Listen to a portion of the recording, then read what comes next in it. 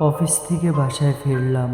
এসে দেখি আমার দুই বন্ধু জেগে আছে আমার অপেক্ষায়। আমি খাবার নিয়ে বসলাম খাওয়ার জন্য। ওদের জিজ্ঞেস করলাম, তোমরা খাইছো? ওদের চুপচাপ উত্তরে ওরা বলল, আমার আগেই ওদের খাওয়া শেষ। এজন্যই ওরা ডিস্টার্ব করছে না, চুপচাপ বসে আছে। নয়তো আমার আগে ওদের খাওয়াতে হতো। কারণ ওদের কাছে ভালোবাসা মানে অপেক্ষা, আর সেই অপেক্ষাই তার কাছে পৃথিবীর সবচেয়ে মিষ্টি সময়।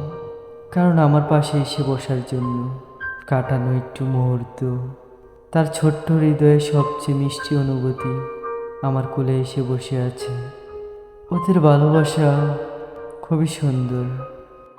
ওদের সাথে কখনো অবহেলা না করে একটু আদর, একটু যত্ন, একটু ভালোবাসা, এতটুক এতটুক পেলেই ওরা ওদের স্বার্থে যা থাকে সব কিছু করবে মন থেকে, শুধু আপনার জন্য মন থেকে করবে। আমারও আমারও মন থেকে আমার স্বার্থে যতটুক থাকে ততটুক দিয়ে ওদের পাশে থাকার চেষ্টা করি। তাই আমার বাচ্চাগুলোর জন্য দোয়া করবেন, ওরা যেন সবসময় ভালো থাকে, সুস্থ থাকে।